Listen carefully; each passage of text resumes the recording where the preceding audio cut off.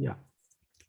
Hola, hola, Hola, ¿qué tal? ¿Cómo están? ¿qué Bienvenidas y tal? bienvenidos a este conversatorio a propósito de la crónica como un retrato de la ciudad. Mi nombre es Gianfranco Ereña. Estoy enormemente agradecido por la oportunidad de la revista Buen Salvaje de poder estar con tremendos cracks, con tremendos genios de la crónica, que de verdad admiro muchísimo. Por un lado, en la esquina derecha está Ujú. el gran oso Luis Miranda. ¿Cómo estás, Luis? Bienvenido. Ah, ah, soy yo, ¿no? Ah, ya, bien.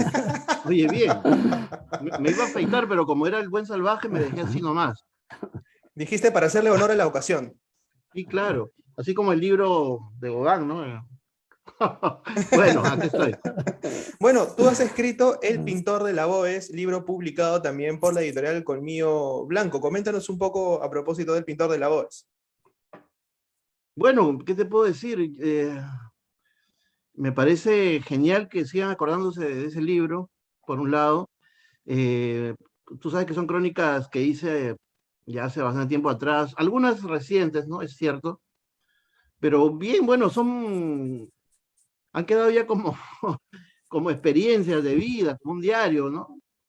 Eh, que me traen a memoria varios episodios espectaculares de mi vida, de mis trabajos, de la ciudad también, que algunas partes que ya no son iguales, ¿no? Eso te podría decir y que yo agradezco infinitamente tanto a David Roca, que fue el artífice del lanzamiento de la primera edición, como a Colmillo Blanco, ¿no? Que se acordó que esta crónica todavía estaba por ahí en una edición semipirata y decidió sacarla, ¿no? En una bella edición, con una bonita carátula, y que tuvo buenos comentarios, ¿no? Bueno, ¿qué te podría decir? Hay mucho por hablar de ese libro, pero solamente te puedo decir que lo hice pensando eh, en el placer de leer o de escribir, ¿no? Eh, de crear algunas artimañas de lenguaje y no sé, y el pretexto por eso creo que fue más que las historias mismas, no sé. Bueno, pero hiciste un trabajo genial. Yo recuerdo muchísimo algunas de las crónicas. De hecho, en algún momento, spoiler alert para todas las personas que nos están viendo, Luis me acompañó en una clase mía de periodismo para compartirnos su experiencia justamente a propósito de una de las crónicas que me parecen estelares, y es la de los bebedores de orina. Y claro, efectivamente, efectivamente, Soraiba, también otro punto que voy a tocar ahora con Helio, a quien le voy a dar el pase en breve, y es que el cronista debe tener la mirada tan fina de poder ver en una persona común, silvestre, que está paseando por la calle, una probable historia. Y para eso requiere de años de entrenamiento, requiere de poder haber leído mucho. Entiendo también que a través del arte nosotros vemos la realidad de manera diferente. Entonces, esto modifica y aguza mucho el ojo del cronista, que creo que el pintor de la voz demuestra bastante, bastante bien. Muchísimas gracias, Luis. Es momento de presentar al otro invitado, al que está en la esquina azul. Helio Ramos, se me cortó el audio de la emoción. ¿Cómo está, Helio? ¿Cómo te va? Hola, Gianfranco. Buenas noches con todos. Hola, Luis. Un gusto estar Hola, hola, aquí Eli. compartiendo esta mesa contigo. Sí, claro, mira, bueno, voy a hablar un poco de mi libro y, bueno, la labor del cronista, ¿no? Y creo que el cronista es una especie de detective, es una especie de aventurero que traza como un mapa secreto de la ciudad, básicamente, ¿no? Creo que, como decía el maestro Eloy Jauregui, la crónica es la mejor representante de eso que se llama periodismo de asfalto, ¿no? Periodismo de calle, ¿no? Entonces, como decía, el cronista tiene que tener esa habilidad de trazar un mapa secreto para buscar tesoros en la ciudad. La ciudad es un espacio de encuentro y que está llena de historias, llena de personajes, tiene, digamos, elementos que están ahí como escondidos y creo que el cronista debe tener esa habilidad de encontrar esas historias y darlas a conocer, ¿no? Un poco, ya hablando de mi libro, ¿no?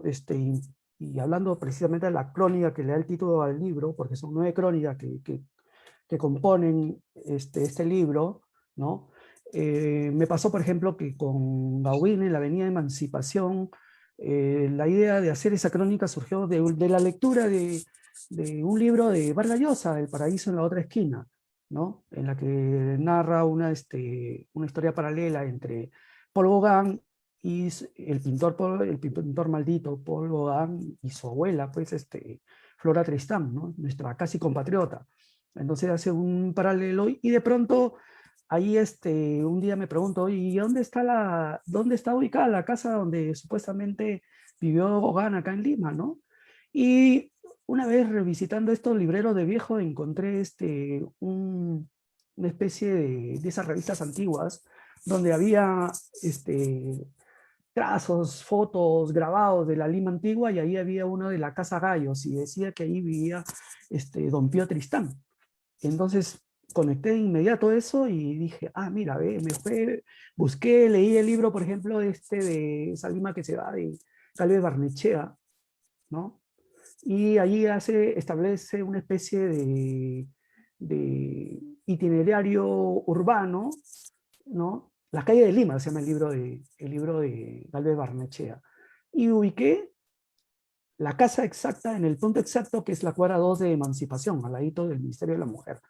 Hasta ahora está la casa ahí, hice la visita, vi cómo estaba, también hice una especie de trabajo etnográfico, visité gente, también fuente bibliográfica, por ahí ubiqué el diario de Gauguin, ¿no? También conversé con don Fernando de Cislo, que era un apasionado de Gauguin. A mí me sorprendió porque lo visité a su casa de San Isidro, me mostró una biblioteca así llena de libros, sacó un libro que era el que lo había inspirado sobre Gauguin y estaba emocionado realmente. Y así se armó esa crónica, ¿no? Entonces, un poco buscando, escarbando, haciendo un poco de arqueología urbana, el cronista puede construir, digamos, historias, ¿no? Personalmente yo siento una fascinación por la ciudad. Yo soy provinciano, vine a Lima muy pequeñito, de 10 años, pero apenas llegué, encontré este monstruo de 1000 cabezas del que hablaba Conrad, ¿no? Que ahora son 10 millones. Han crecido las cabezas. Evidentemente, las cabezas, los tentáculos y Sí. las formas de las cuales nosotros percibimos la ciudad. Mencionaste por ahí a Eloy Jauregui, y Eloy Jauregui bautizaba, no sé si él, pero parafraseándolo en alguna clase también que tuve con él, a la crónica como la hija mala de la literatura. No sé qué tan mala, porque a veces he leído crónicas que pueden funcionar perfectamente con un cuento, y ahí viene una disrupción, ¿no? Una disrupción que quiero importante acotar. La literatura narra ficción, es decir, puede narrar personajes que no existen y evidentemente puede darse la licencia de jugar y de trastocar la realidad. La crónica, no, la crónica tiene que narrar sobre hechos que ya están narrados, que ya ocurrieron y que tienen que volverlos interesantes. Y ahí es donde entra a tallar justamente aquello que había mencionado al inicio, que tiene que ver con el ojo del narrador, en este caso del cronista, para trasladar esa visión a las personas y que nos convirtamos prácticamente en una extensión de su cuerpo para percibir lo que él está percibiendo a través de las sensaciones, de lo que va viendo, etcétera, etcétera, etcétera. La primera pregunta con la que quiero abrir este conversatorio es la siguiente: ¿cómo una crónica puede convertirse evidentemente en un retrato de la ciudad? Los personajes que habitan una ciudad son diversos, pero ¿cómo un personaje puede darnos la pista a propósito de cómo es evidentemente una ciudad? No sé si quiere empezar Luis o Helio. A ver, dejo la pelota ahí en medio de la cancha. Bueno, podría empezar, creo, Dale. mira, sí, en principio, hablando de la crónica, ¿no? Digamos, como dijo Jauregui, pues la hija mala de la literatura, pero la crónica, a diferencia del relato literario per se, ¿no? Tiene la facultad de hacer que la realidad parezca mentira, digamos, ¿no? O sea, parte de hechos fácticos, pero con una serie de artificios tú puedes esta realidad, digamos, convertirla en algo que parezca mentira, ¿no? Y algo que parezca hermoso, digamos, ¿no? Entonces, Creo que esas son las posibilidades de la crónica. Ahora, con respecto a esto del retrato de la ciudad, ¿no? Yo pienso de que la crónica te permite hurgar en las identidades de las ciudades. Es más, mira, por ejemplo, a mí personalmente me interesa en las cartografías urbanas, por ejemplo. Yo alguna vez estuve en Nueva York, ¿no? Creo que hice este viaje a Nueva York solo porque había visto una película, la película Taxi Driver, ¿no? La película Taxi Driver de Martin Scorsese, ¿no? Entonces, había ido a Estados Unidos, a otro estado, pero de ahí me agencié para irme a Nueva York y recorrer todos los lugares, todas las locaciones, todos los puntos en los que utilizó Scorsese para hacer Taxi Driver, ¿no?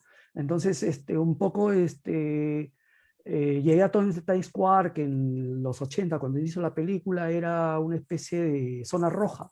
Ahora es el centro del planeta, digamos, ¿no? Me fui al lugar donde el personaje conoce a Pexi, que es una chica de la que se enamora. Fui al teatro, fui al lugar donde Travis Baker, Robert De Niro, conoce a Jodie Foster, la pequeña prostituta, ¿no? Entonces recorrí la ciudad, ¿no? Y incluso busqué un taxista, sí, subí, y era un pakistaní, ¿no? Y me imaginaba que probablemente este podría ser el Travis Baker de esta época, ¿no? Entonces, hay identidades de las ciudades que un cronista debe saber olfatear y buscarla, ¿no? Por ejemplo, yo me fui a Buenos Aires y obviamente uno de repente puede pensar en el Buenos Aires de Borges, ¿no? En el Buenos Aires del tango, ¿no? Pero a mí me interesó el Buenos Aires de Cerati, por ejemplo, y establecí una ruta de los lugares en los que Soda Stereo y Gustavo Cerati, esta ciudad de la furia en la que crearon toda esa pues, música fabulosa, ¿no? Entonces así, por ejemplo, tengo el interés de alguna vez visitar el DF para ver los detectives salvajes de Bolaño, por ahí el Lisboa de Pessoa, ¿no? Que digamos quisiera visitar. Entonces, estas identidades te permiten construir historias, creo yo. Aquí te voy a hacer una repregunta, porque me Sí. parece importante esta visión de ciudad que tienes tú. ¿Es mayor la expectativa o es mayor la realidad? ¿O se mezclan ambas en la crónica? Porque cuando un cronista viaja a una ciudad, por ejemplo, tú dices, me imaginaba la Buenos Aires de Borges, pero también la Buenos Aires de Cerati, y es la misma ciudad, solamente que en Exacto. diferentes épocas y mismas situaciones. Y a la hora de trasladar eso a una crónica, ¿cómo se traslada? O sea, ¿es una mezcla de ambas o es una u otra? ¿O es la visión del cronista finalmente la que las amalgama en un solo punto? Sí, creo que hay una confusión de ambas, ¿ah? Porque, por ejemplo, yo me imagino el DF que narra pues, este personaje de Velano en Los Detectives Salvajes, y sin embargo, por ejemplo, por ahí he leído, por ejemplo, los libros de Biorio, La Ciudad Vertical, creo que se llama, no recuerdo muy bien el título, La Ciudad Horizontal, El Vértigo Horizontal, exacto. Y por ahí también me interesa de repente ubicar el lugar donde filmaron Los Olvidados, por ejemplo, ¿no? Y entonces todos esos elementos, porque cuando hice la crónica sobre Buenos Aires, tomé cosas de Borges, tomé varios elementos que no solamente estaban circunscritos a, a lo que había vivido Cerati, ¿no? Sino que esta ciudad ofrece más elementos que tú los puedes recoger y alimentar la crónica, creo. Muy bien, Helio, muchas gracias. Luis, tu Sí, turno, sí. cuéntanos. Y me ha dejado pensando lo que dice nuestro amigo Helio. Mira, inclusive más que una Buenos Aires de Borges y otra Buenos Aires de Cerati, hay una Buenos Aires de los peruanos.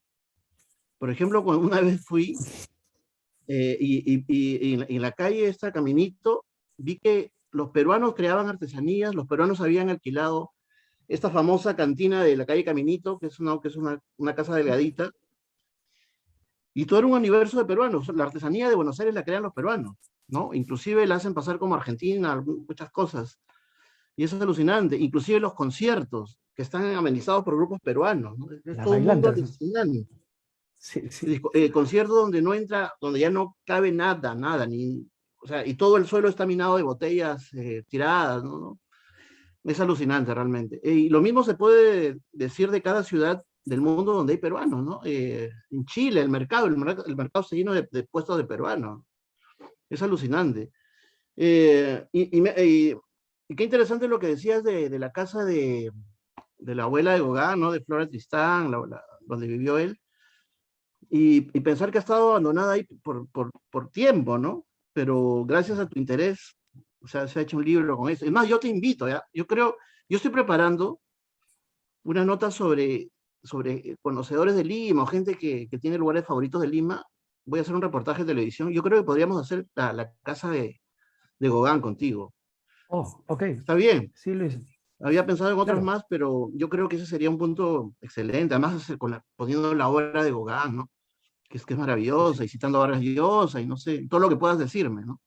Entonces queda Ok, así, ok, ¿no? dale. Sí, está De ahí ya bien, Luis. hablamos, ¿ya? Vamos. Bueno, o- Por inbox, bueno, por sí, inbox. pues se puede hacer crónica escrita también en televisión, también en TikTok, no sé, hay Sí, para todas las plataformas. sí. Eh, y sobre si la ciudad, si el cronista es un retratador de la ciudad, por así decir, sí, pues es cierto, ¿no? Gracias a tu trabajo, o por ejemplo a otros cronistas, tenemos personajes que así nomás no salen en los libros, digamos, no sé, o que de repente son tomados muy, muy al paso por los diarios, ¿no? Ahora que han reducido al máximo las crónicas, ¿no? Eh, y tienen otra particularidad, que ese personaje pertenece a un mundo, así como Borges, no sé, al Buenos Aires de este barrio, ¿cómo se llama? Donde venden las antigüedades, San Telmo, o tenemos ¿cómo se llama este pata? A los cachineros de Colmena, de una Colmena que ya es otra ahora, ¿no? Es cierto, gracias al interés de algunos cronistas se van quedando así grabadas situaciones casi que puedes respirar, ¿no? Eso es lo interesante de las crónicas, y por ahí yo creo que está no solamente la capacidad de hacer ese retrato, sino de recoger el modo de hablar o las jergas que se usaban en ese tiempo, ¿no? A mí me gusta mucho jugar con el lenguaje, ¿no? No soy de los que escribe así una manera llana, sino trato de que el lenguaje más bien como que empiece a arrugarse, a pintarse de las formas, ¿no? Y yo creo que también eso queda ahí, ¿no? Una manera Hola, hola, ¿qué de tal? ¿Cómo? expresarse, que es una época, ¿no? ¿Está bien?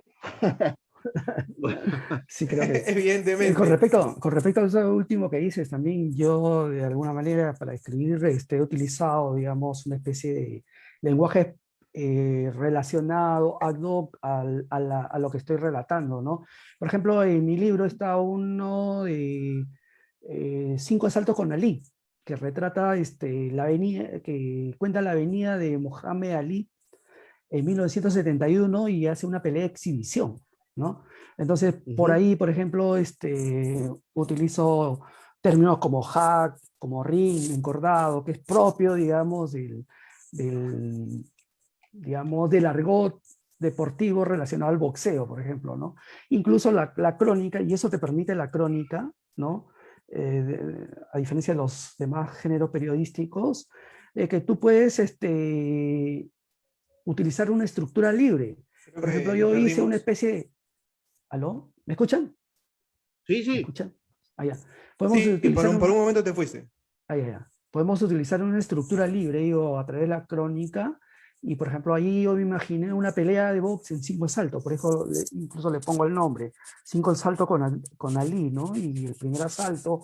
Y ahí hago una especie de raconto, una especie de vuelta al pasado, ¿no? Y contar historias, y bueno, todo eso te lo permite la crónica, ¿no? Así es, así es. Hay un dicho que le escuché el otro día a un gran cronista colombiano, también Alberto Salcedo Ramos, Ujú. periodista, que mencionaba que para escribir crónicas es necesario haberse perdido alguna vez en la ciudad. Es decir, no es necesario solamente llegar a una ciudad y hacer el típico recorrido de un turista, ¿no? Él mencionaba, y de hecho parafraseaba y hacía una analogía sumamente rica, ¿no? Mencionaba que, por ejemplo, ¿para qué viajar miles de kilómetros hacia un lugar para tomarte una selfie con una estatua llena de caca de pájaros a la que al final te la podrías tomar a la vuelta de tu casa? Dice, a mí me gusta más bien conocer las historias que están fuera del circuito, las historias de aquellas personas que de pronto tienen una historia que contarte porque ellas en sí mismas son historias vivientes, es decir, y Sí, tomarse la foto ahí y conocerlas, ¿no? ¿Les ha pasado a ustedes? ¿Comparten este mismo punto de vista?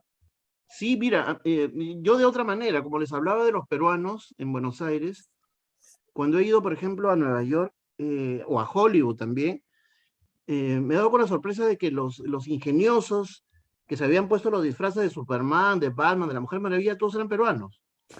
Por ejemplo, el Batman de Manhattan, el clásico, el que está ahí en Times Square, es peruano, ¿ya? Y sus compinches también son peruanos. Ahora hay gente de otros países, bueno, el chico de calzoncillo sí es norteamericano, ¿no? Lo mismo en Hollywood, frente al teatro chino, ahí la gente, ahí encontré como una mancha de 5 peruanos, ¿no? Uno era, espera, no me acuerdo, uno era Marilyn Monroe, otro era, no sé qué otros actores, ahí donde estaba la estrella de Michael Jackson, ahí están parados ellos, ¿no? Es alucinante.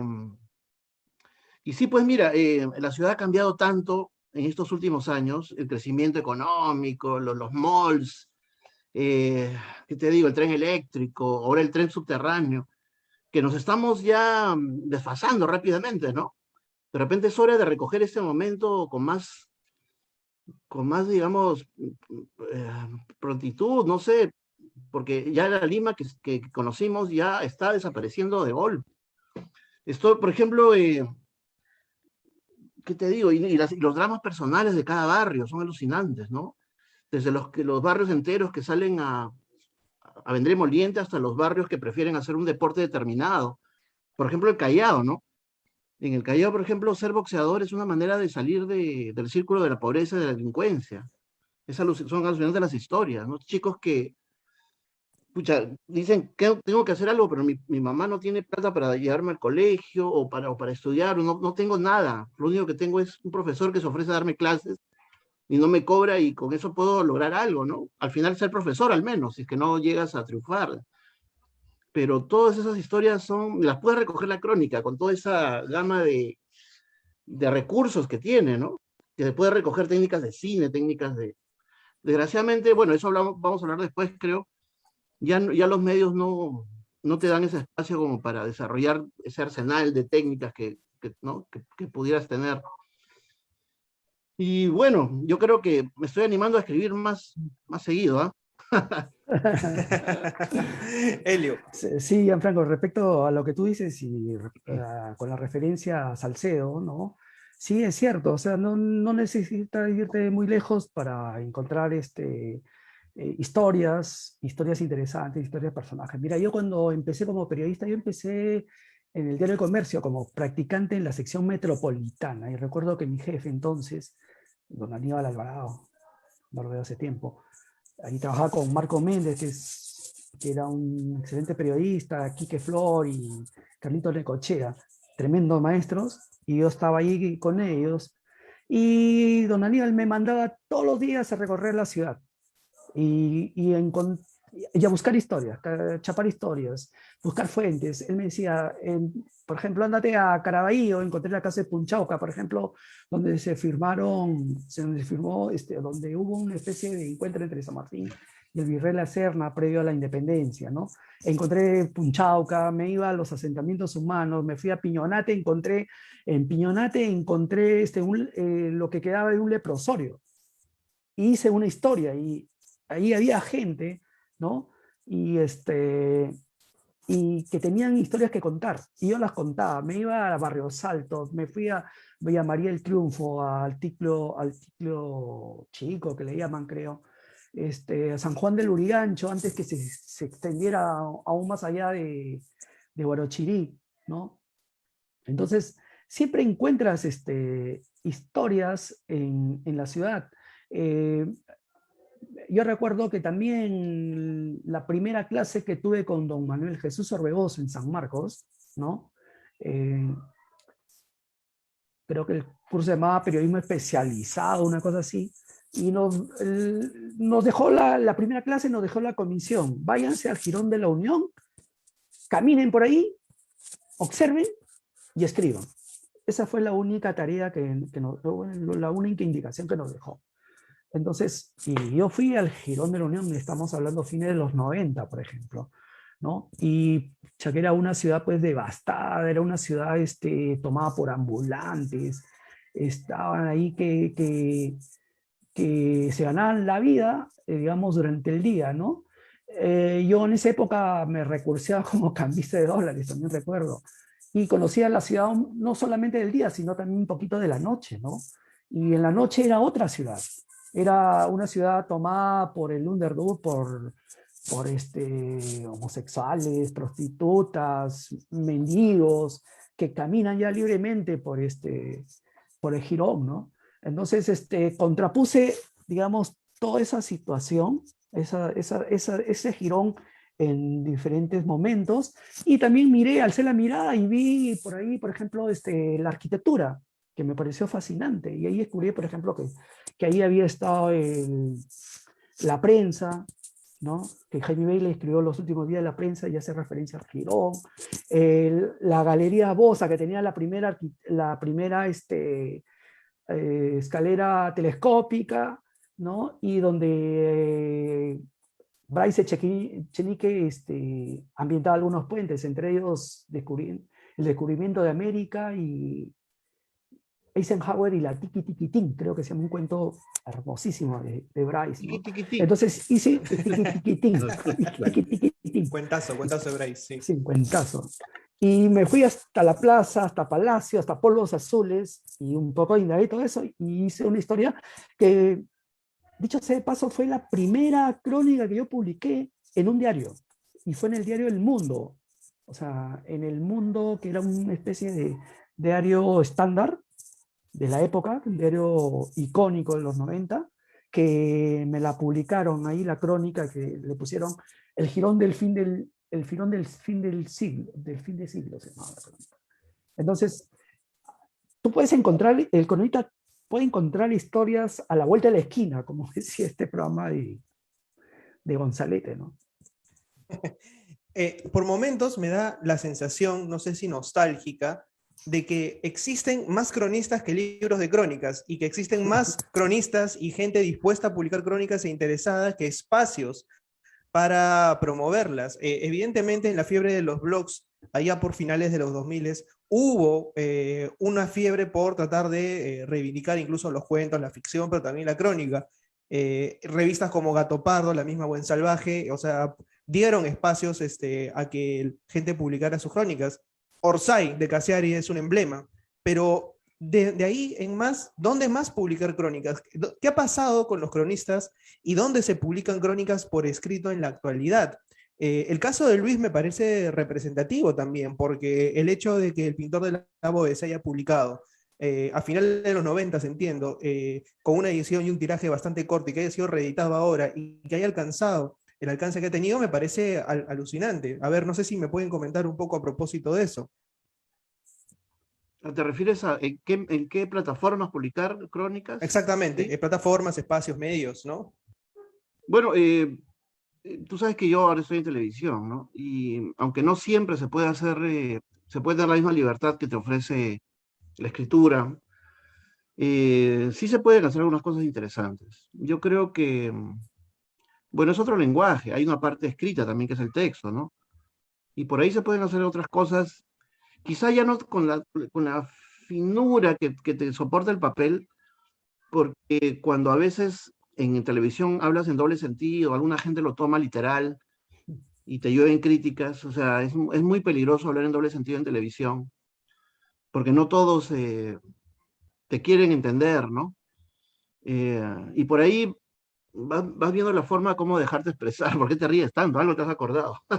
Bueno. No, es que es verdad, o sea, el doble sentido a veces es mal interpretado, o sea, hay muchas personas que toman las cosas de manera muy literal, ¿no? exacto, y no se puede. Eh, claro, pero yo creo que por ahí todavía hay espacios, ¿no? Donde se puede escribir con cierta soltura, digamos, pero ya no sé, no siento que sea como antes. Lo que nos queda son los libros, ¿no? Así eh, como lo que acaba de hacer acá nuestro amigo Helio, gracias a Gabriel Arriaga, también le mando saludos, me he pedido que le mande saludos, por si acaso. Eh, el editor el editor Conmigo del Pintor Blas. de la Oes, ¿no? Y Camilo Blanco. Eh, bueno, yo creo que habrá que seguir haciendo libros o encontrar la manera de llevarlos a los podcasts o convertirlos en crónicas. Porque mira, en esta aventura de la televisión he aprendido a grabar, he aprendido a hacer video. Ahora estoy en una etapa bien bonita que es hacer fotografía desde hace unos 8 años, que me está yendo bien. También he sacado unos 3 libros de fotografías, estoy exponiendo en varios lugares. Inclusive aprovecho para invitarlos, hay una exposición que cierra mañana, me parece, en la Plaza San Martín, en la Galería Martín Yepes. Es una exposición donde están los más talentosos fotógrafos de varias generaciones, ¿no? Y no sé por qué me han invitado, pero ahí estoy también, con algunas cosas así de la ciudad, cosas urbanas, ¿no? Entonces, bueno, yo creo que el cronista también tiene que abrirse campo porque su mismo género lo exige, experimentar con otras cosas, ser libertino, no solamente, no me refiero a la moral, y por qué no, También, también, también. ¿por qué no? Pero yo creo que hacer crónicas me ha dado también la capacidad de poder abrirme a otros géneros, no géneros sexuales, por supuesto, todavía no, pero y me gusta esa plasticidad con que puedo sentirme cronista haciendo televisión, haciendo fotografía, haciendo ¿no? cualquier otra cosa. Eso me gusta mucho, ¿no? Yo creo que también, respondiendo a tu pregunta, depende mucho de tu propio interés, cómo te abras a espacios, cómo crees esos espacios, ¿no? A ¿Está ver. bien? Bien. No, excelente, excelente. Oye, Helio, pero dale. sí, déjame decirte, Luis, me dijo Luis, mira, ¿no? Que cuando veo tu reportaje realmente tienes ese estilacho croniquero que no lo tienen muchos reporteros en televisión, ¿no? Y son muy pocos. De repente por ahí Oye, Beto oye, Ortiz. Elio, aprovecho para decirles que apenas que terminemos esta charla, miren mi crónica, El Cuarto Poder, sobre Lomas de la Chay, las lomas como refugio de los Chévere. limeños. Oh, Ya, mira, ya ya está el ves, cherre, mira, ya. ya está bien, está bien. Está bien, la veremos. No, y decía, pues, Luis, o sea, son pocos los reporteros que tienen un estilacho así croniquero, que yo lo puedo reconocer. Uno eres tú, de verdad. Por ahí Beto Ortiz, que, bueno, ya hace tiempo que no sé, y alguien que seguramente lo recordamos gratamente, que es Bruno de Olazábal, ¿no? Que tenía así ese estilo particular de Claro, narrar sí. y Bruno inclusive sí, Bruno que era investigaba, propio estaba en de investigación la como en copia. crónica, ¿no? Tenía de Claro, todo, ¿no? pero así hiciera una investigación, siempre le metí ese lenguaje, digamos, artificioso que utiliza Claro. la crónica para contar las historias, ¿no?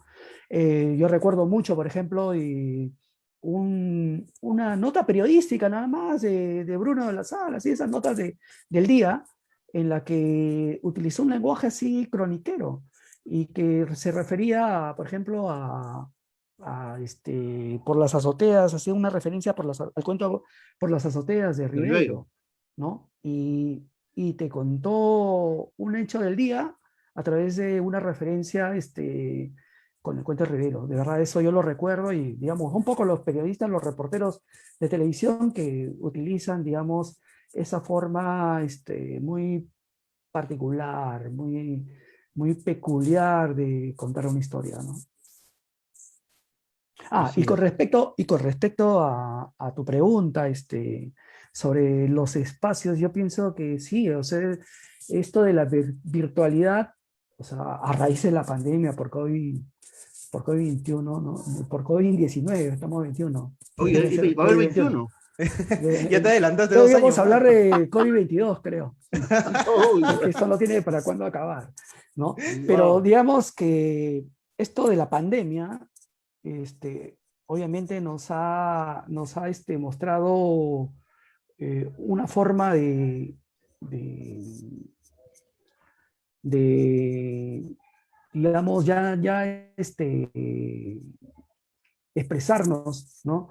Eh, y que eso ha ido en menoscabo, por ejemplo, de lo que es el periodismo impreso, ¿no? O sea, la mayoría de periódicos me parece que están perdiendo espacio frente a lo virtual, ¿no? O sea, tú ves, por ejemplo, los principales diarios, El Comercio, La República, su plataforma web creo que es más difundida que comprar un diario. El otro día me fui a comprar el diario porque había salido una reseña sobre mi libro y me sentí extraño comprar un periódico. O sea, supongo que eso está pasando en estos momentos de pandemia, en estos Sí. momentos pandémicos, ¿no? Oye, pero la Entonces, pandemia también ha traído temas, ¿ah? sí. Continúa, continúa. Entonces, o sea, en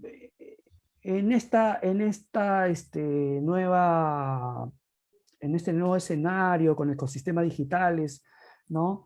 Yo creo que la crónica, lamentablemente, como el resto del periodismo escrito, un poco está perdiendo espacio, ¿no? Y obviamente lo que queda, como decías tú, Luis, de repente es escribir y publicarlos en un libro, porque no hay nada mayor placer que leer sobre el blanco del papel, ¿no? Lo que escribe sobre el blanco del Sí. papel, ¿no? Entonces, sí, ahí de verdad que es preocupante. Obviamente tú pues tienes los blogs, tienes que todavía por ahí, tienes los podcasts, tienes hasta en Twitter he visto el otro día una especie de crónica interesante que le hicieron de un país, así que te contaron una historia en varios retweets, ¿no? Puedes utilizar eso también, ¿no? O sea, pero digamos, ya el cronista como tal, no sé, habría que redefinirlo, ¿no? Nos pasamos a YouTube. Sí, De repente, ¿no? Bonito lenguaje y mostrar imágenes, sí, ¿no? pues, Oye, sí, más bien, pues, lo que te iba a decir es que en la pandemia han surgido un montón de temas también alucinantes, ¿no? Uno es lo que justamente te estaba hablando de la crónica sobre La Chay. La Chay era un sitio que recibía una cantidad regular de gente, pero a raíz de la pandemia, ahora viera las colas de carros que hay en La Chay, llegan hasta la carretera. Es alucinante. Todo el mundo necesita respirar verde, así literalmente, ¿no? Porque ya no puede en la ciudad, una ciudad que está sitiada por el COVID, pues no todos con mascarillas. En cambio, ahí puedes quitarte un rato y respirar, aunque sea la neblina, pero respiras algo, ¿no? Y otro tema interesante, hace poco me invitaron a participar en un libro de crónicas sobre la pandemia. Y yo escogí un tema que me pareció, que cuando empecé a investigarlo, me pareció alucinante. Es sobre la prosperidad de los crematorios, en particular de uno. No sé si haya tiempo para contarlo brevemente. Em, Dale, dale.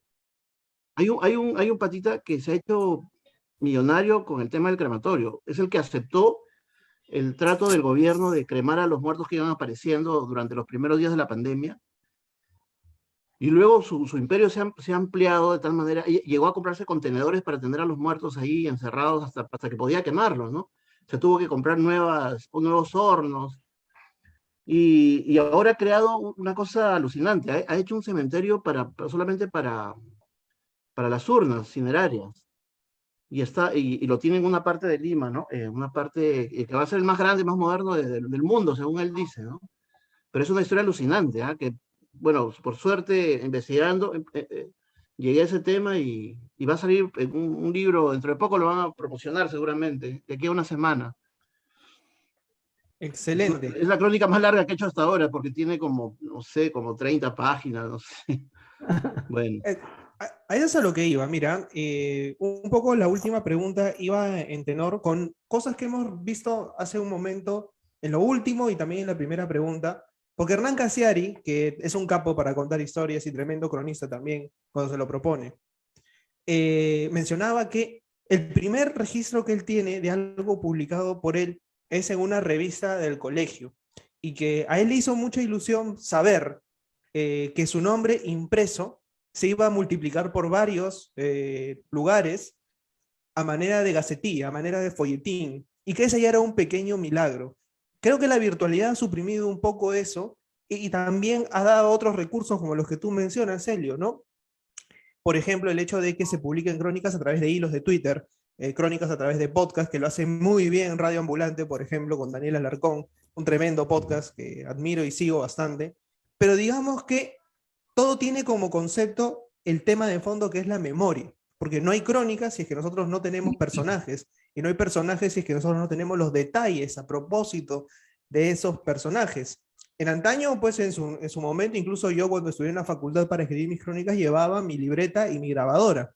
No sé si ustedes sepan ahora de alguna otra herramienta que se utilice como extensión de la memoria para registrar datos, o sigue siendo el método analógico, la libreta, la grabadora, los métodos más efectivos para poder escribir crónicas hoy. ¿Qué Mira, me yo podrían uso decir al esto, respecto? yo uso esto. Yo uso el celular. El celular me permite tomar fotos, grabar todo.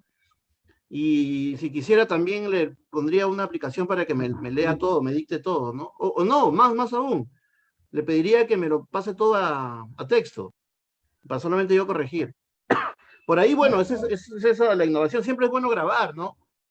Yo antes solamente tomaba apuntes porque tenía poco espacio para publicar y porque me iba más hacia digamos, el ambiente como emotivo de la crónica, pero yo últimamente prefiero ese trabajo extra que es de grabar, escuchar y por ahí ir sacando cosas.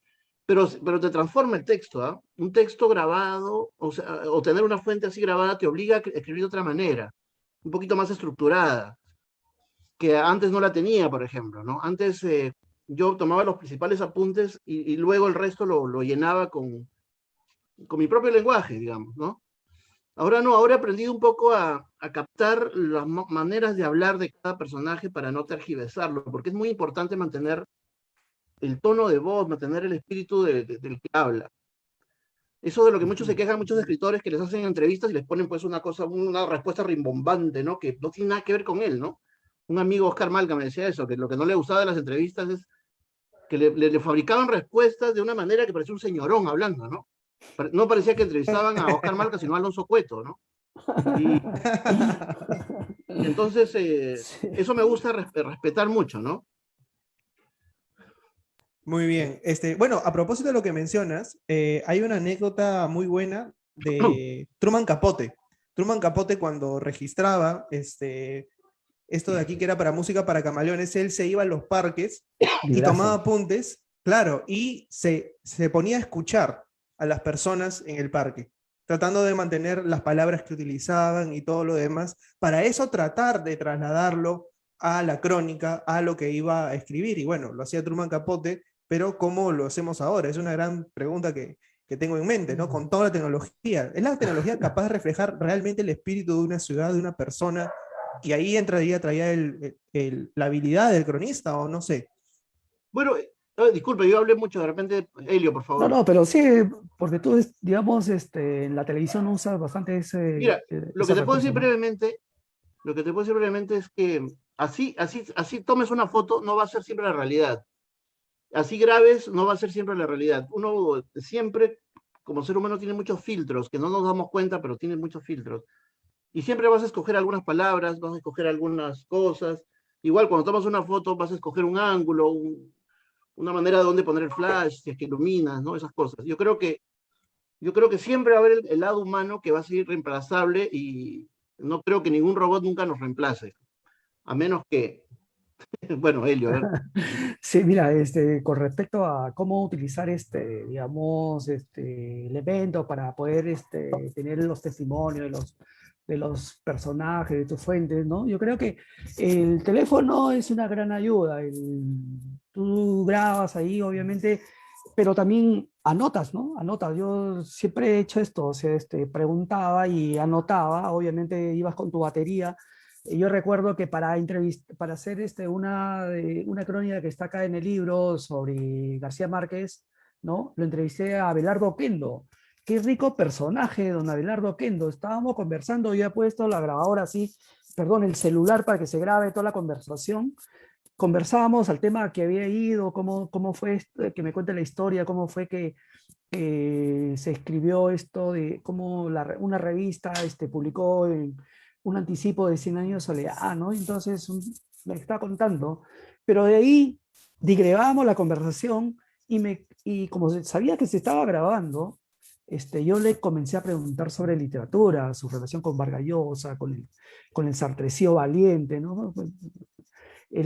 Me habló, por ejemplo, una historia desconocida de Javier Heró, ¿no? Antes de morir en Madre de Dios, ¿no? Como estudiante de La Recoleta, tengo entendido. Y me contaba historias porque él lo conocía, la familia, cosas que, digamos, salieron ahí de la conversación que de pronto no te sirve para el tema del que vas, pero que, por ejemplo, si tú haces una entrevista, no puedes hacer esta digresión, digamos, como para saber más cosas, ¿no? Otros temas que no están asociados a lo que tú, para lo que tú has, ¿no? Entonces, eso me ha pasado con varios. Me ha pasado, por ejemplo, con Enrique Verástegui, que incluso tengo la entrevista grabada, así, creo que la última entrevista de Enrique Verástegui, ¿no? Un tremendo poeta, y que la tengo ahí en exclusiva, digamos, la tengo grabada, la he grabado porque es una conversación de poesía, ¿no? Pero yo me fui solamente para preguntarle un tema muy específico, pero hablamos de todo. Tanto así que él pensaba que era un tema más relacionado con él y me llamaba a mi casa, me decía, Elio, ¿cuándo sale la entrevista? ¿Cuándo sale la entrevista? Una Lo que cosa no sabes así. es que no va a salir. Sí, eso. Sí, exacto. Y salió pues como parte de, que también está ahí en el libro, ¿no? Como parte de una crónica sobre Rambo en Lima, ¿no? Entonces, es así, o sea, yo pienso que ahora, no sé cómo serán los periodistas que cubren ahora sus comisiones, he visto que muchos usan el celular, creo que el celular está reemplazando esta grabadora analógica que todos la hemos usado, aunque yo también era de periodista de escribir libretita, o sea, porque esto de grabar, llegar a la redacción y desgrabar, era un suplicio, ¿no? Uf, no te imaginas. Sí, pues. Como yo ahora con el grabando reportajes, tener que pautear todo lo que he grabado es un infierno. Sí, Menos mal que ahora con la pandemia lo hacemos cada uno en su casa. sí, Ahí pues con... sí. Bueno, Bueno, Sí, de tienes verdad razón. que me he divertido muchísimo escuchándolos. De hecho, deben tener muchísimas más anécdotas que contarnos. O sea, Elio nos ha sí, pero tirado ya. una con Enrique Verástegui, pero nada, les agradezco enormemente la Ya. oportunidad, les agradezco a Revista Buen Salvaje por este conversatorio, por este intercambio. Ambos libros publicados por Editorial Colmillo Blanco y los pueden encontrar también en la misma librería Buen Salvaje Online, tanto el libro de Helio, que es Gauguin en la ciudad, como El pintor de la Boves. Así que la invitación está hecha, enormemente agradecido. Gracias, muchas gracias por la invitación. Bueno, también gracias de mi parte, gracias a Buen Salvaje, la librería, a Omar, también a a nuestros amigos Angie y Gabriel de la editorial Conmigo Blanco, ¿no? Por habernos acogido. Bueno, gracias. Gauguin en la Gracias a ti, Avenida Emancipación, había hecho sí. la corrección. Gauguin en la No te Avenida preocupes, Emancipación. Gauguin en la no Avenida te preocupes, Emancipación. Gianfranco.